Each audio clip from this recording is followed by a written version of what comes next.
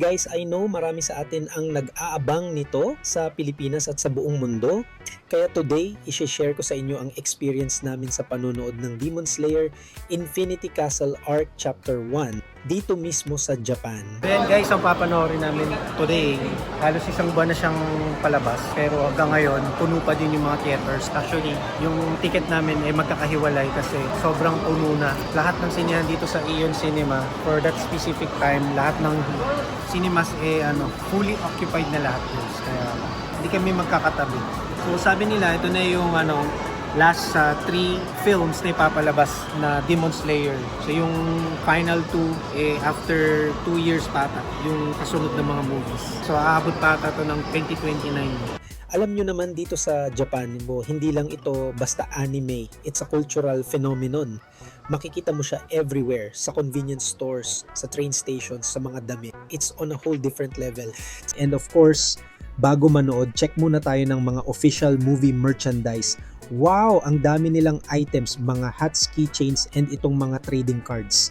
These are exclusive items na dito mo lang sa cinema mabibili kaya talagang dinudumog. Ito yung tinatawag nilang theater exclusives, and for collectors, these are must-have items. Ang gaganda ng design, perfect para sa mga collectors at fans. Look at the quality of these acrylic stands and clear files. Hindi lang to basta-basta, talagang high quality yung pagkaka-print. The art is often specially commissioned just for the movie release. It's a great way to remember the experience and take a piece of it home with you.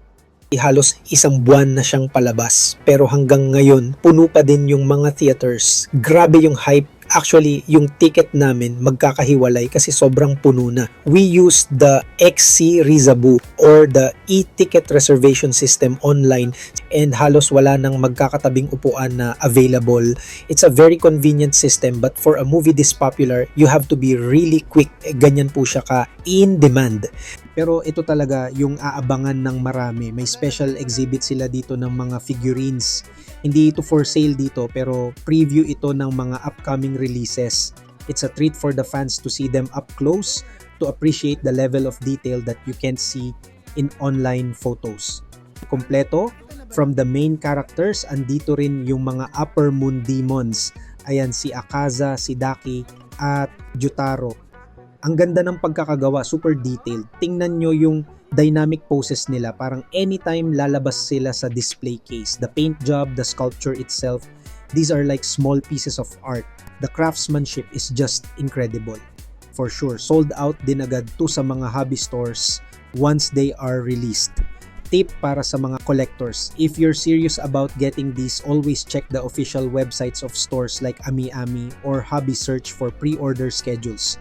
Kailangan mabilis ka dahil a matter of minutes lang, ubos na yan. The hobby culture here is very serious. So lahat ng sinehan dito sa Aeon Cinema Kakamigahara for our 2:45 PM screening, lahat ng cinemas fully occupied na lahat guys. Andito rin si Rengoku. Grabe, ang ganda ng pose. Even after his arc, his popularity is still sky high, and you can see why. His character design is just so iconic. He represents such a powerful part of the story that fans really connect with. Ang daming variations ng figure niya na laging sold out. May collaboration event din pala ang Aeon at Demon Slayer, as you can see sa mga poster. Usually, may mga special activities pag ganito like stamp rallies around the mall or limited edition food items sa food court. It really makes the whole mall visit an event for the entire family. Ganyan po ka-invested ang Japan sa mga bigating anime titles. These collaborations are a huge part of their marketing. It creates a total experience that goes beyond the theater. It's a nationwide celebration that boosts both the anime's popularity and the mall's business, which is one of the things I find fascinating about living here. Okay, so bago ang movie, kain muna ng mabilis, quick energy boost lang kasi for sure, intense yung panunood natin mamaya. 3 hours din yung movie, so kailangan prepared, bawal kumurap. At ito na, pabalik na kami sa cinema entrance. Papasok na tayo.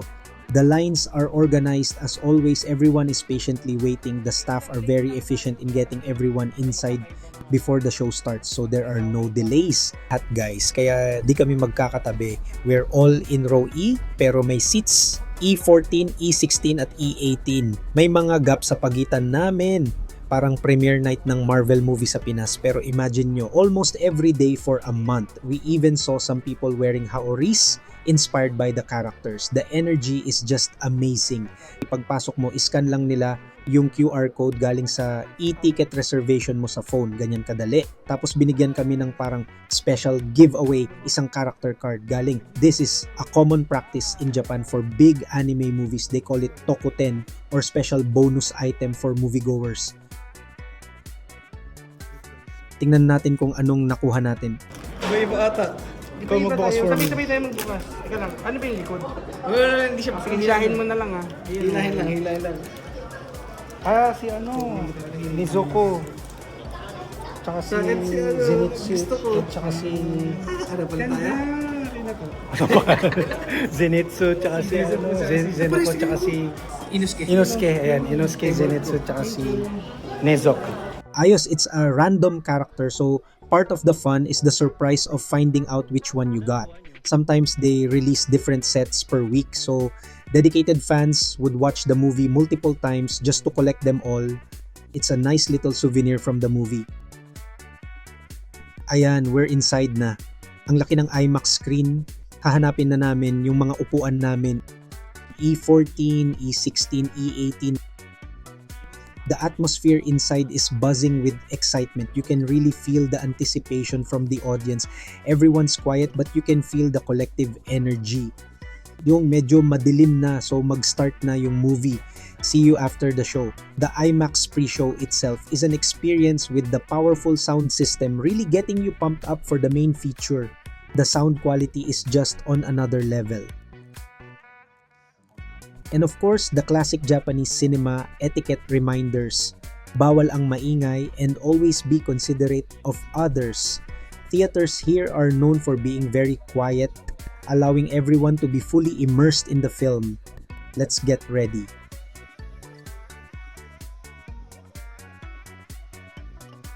Wow. Just wow. Okay, the movie just finished and we're all just trying to process what we just saw. Speechless. Yun yung word. We're just looking at each other trying to find the words to describe it. Solid yung movie. Sobrang ganda. Ibang klase. The story, the pacing, everything was perfect. Ufotable. The animation studio has once again raised the bar. You think you've seen their best but they just keep outdoing themselves. Walang tapon. Sulit na sulit yung pag-aabang. I highly recommend watching it in IMAX if you can. Sobrang epic ng mga laban. The screen is so massive, it fills your entire field of vision. At yung sound design tagos sa buto. The whole seat vibrates with every impact. Bawat hinga, bawat slash ng espada naririnig mo with perfect clarity. It was a complete emotional and sensory roller coaster. Kaya pala siya yung nasa poster.